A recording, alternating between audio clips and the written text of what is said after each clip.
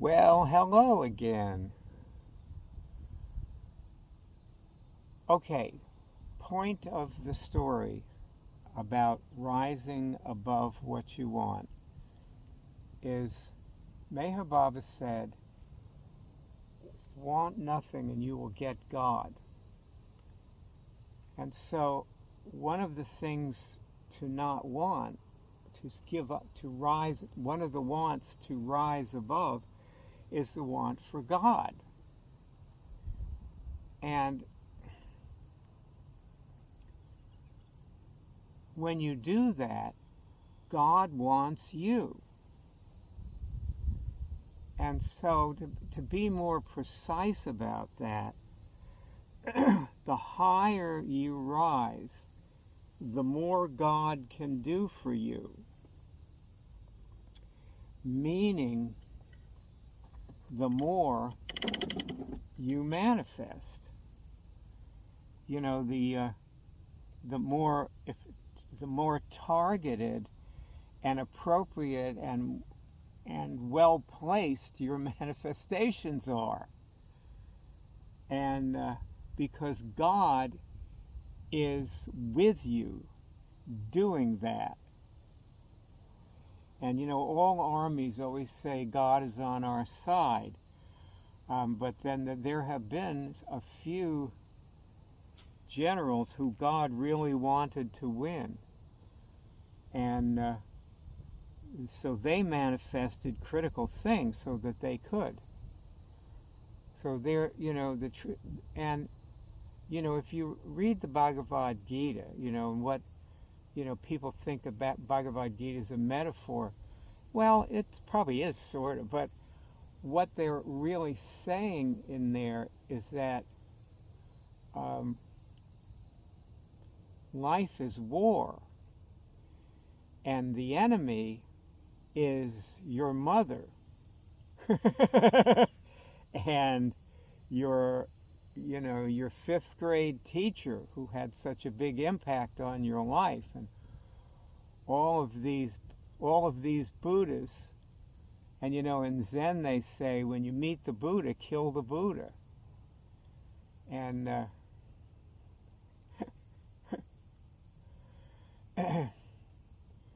gotta kill the Buddha.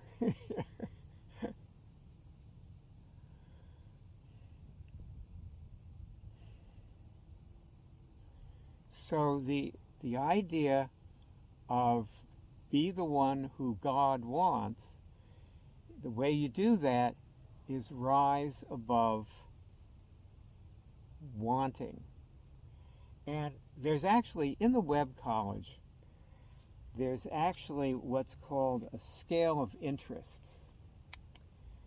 And, you know, at the bottom of the scale are things like sex, money, and health. And at the top of the scale is God. And then there's a whole bunch of things in between, so you can learn all about that from there. And I keep thinking of changing that to scale of wants. But we don't work on the Webb College anymore.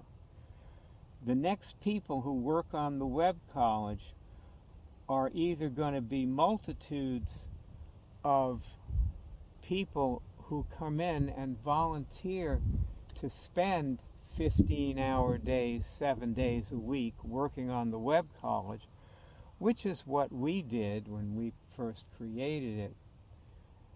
And it, you know, can use a lot of recreating. This isn't just a touch-up job, but it's still quite usable in the way it is. So anyway, they're going to be the next people who work on it, or the other next people who work on it will be nobody. And after a while, the Webb College will disappear from the face of the earth. It won't even be like one of those Buddhist temples you find out in the jungle, you know, in the Pacific Rim. You know, you go out in the jungle and I found one in India. There are these temples with like vines growing all over them, you know. Or you'll be out there in the jungle, and there's all of a sudden you find this gigantic Buddha, 18 feet high.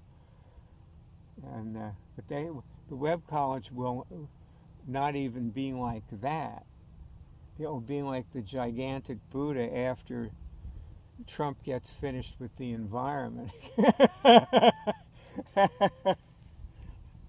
Because, there are people who, in this world, there are people, it's not just Trump, I mean, he's just a figurehead, who will destroy the world. And it's not the chairmans of the big oil companies or some coven, it's regular guys driving around in their trucks who vote for Trump.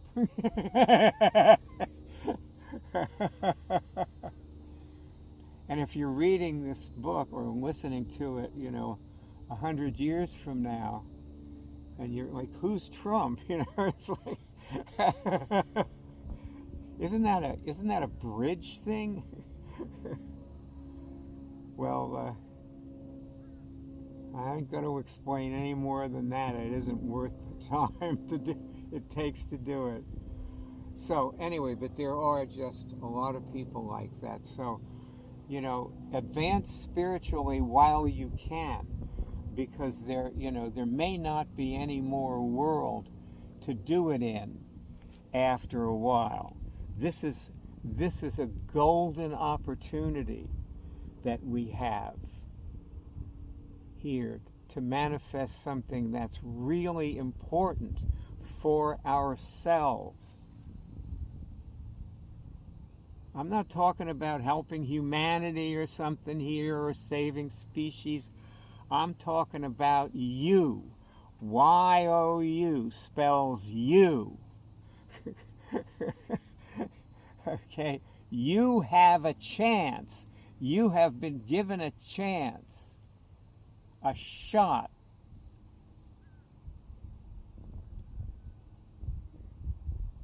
So you better take it.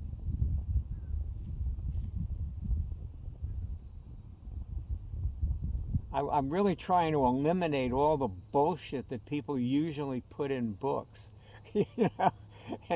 because this is probably the last book I'll ever write. Not because I'm planning to die anytime soon, by the way, but because I feel as though I've really arrived at a completion of my cycle of putting this together. Like, if you look at the title of this book, these are the things that are important.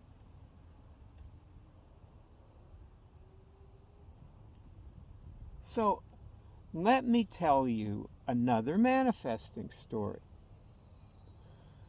The other day I was taking my nap and I started to wake up, and I was thinking, I wonder, this is the first thing that popped in my mind, I wonder if I manifested a trade.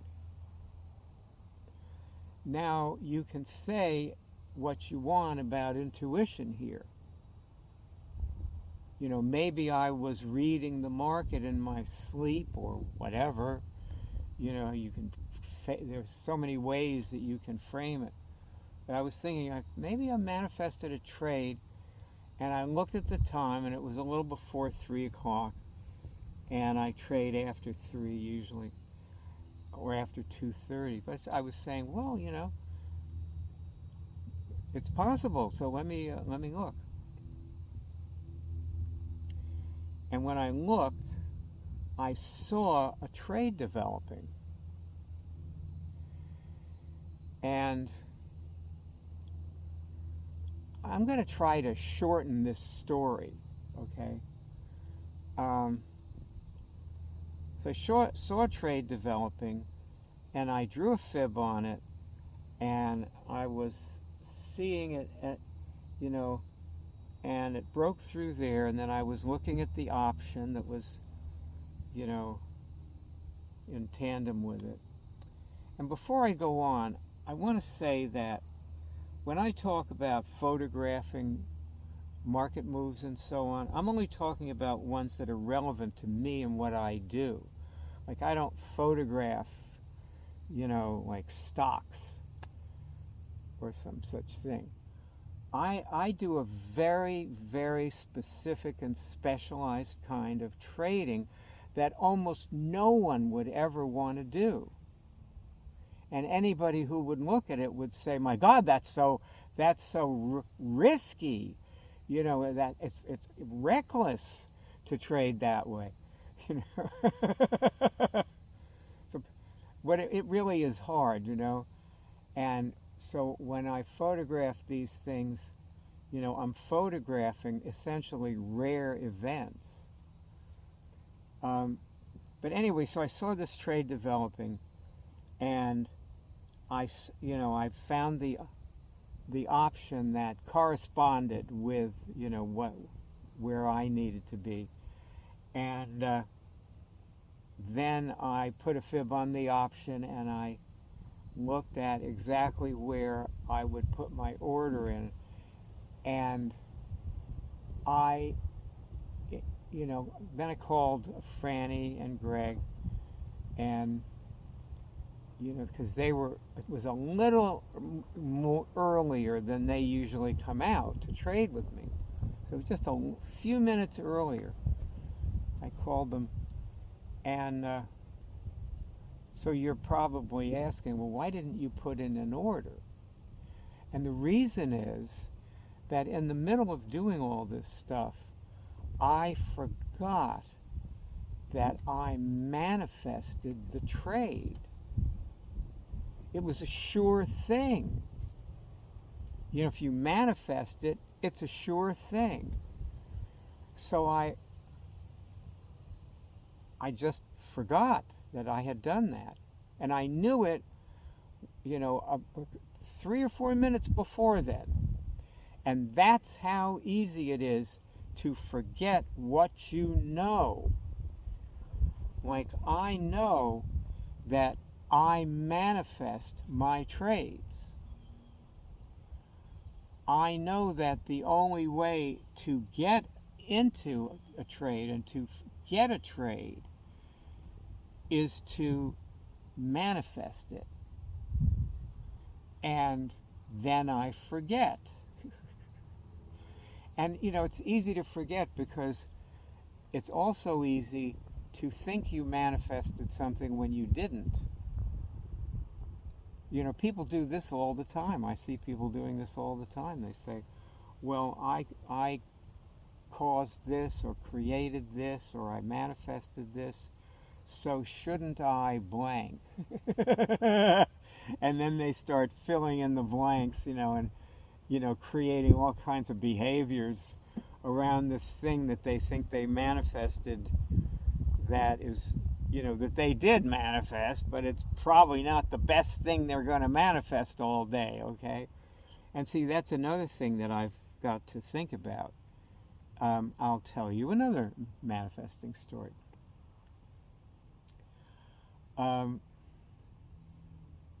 The other day, there was another trade, and this was early in the morning.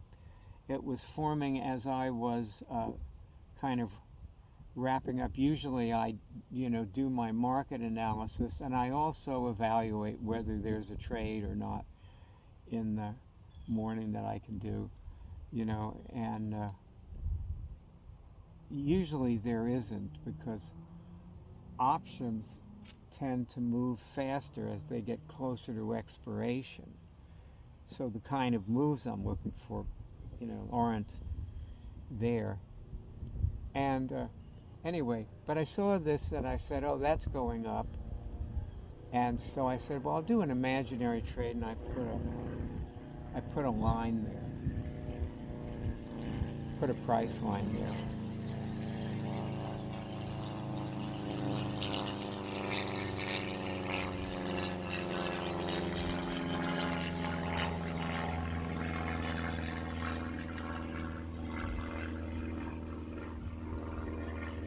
That person has an invisible plane. Anyway, we have a lot of plane hobbyists here. but I cannot see that plane. Maybe it's a helicopter. Anyway, so I put a line, and that line, the price kept, it kept going up, and then it would return to that line I drew. But the point was that that particular thing that I manifested was something that, while I could have made money on it, it wasn't, the best thing I was going to manifest all day. A much better thing came along maybe a half an hour later. I wasn't there, but I could have alerted Franny and Greg about it, and they asked me about that later.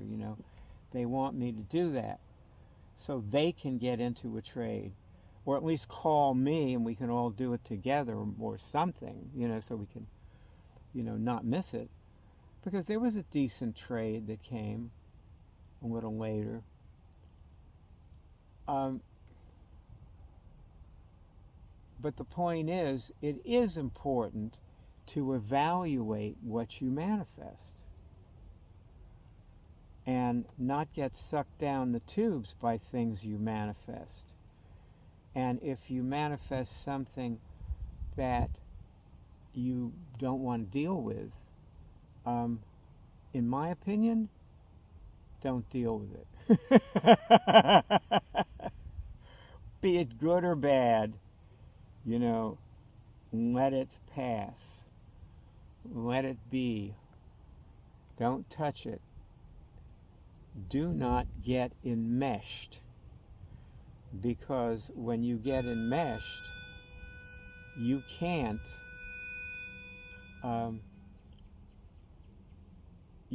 appreciate what you're manifesting. You can't see what you're manifesting. You're too busy with what you're enmeshed in.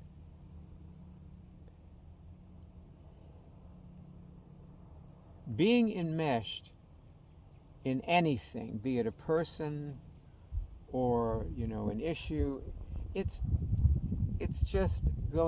basically just going to be a distraction. You need to keep your nose to the wind.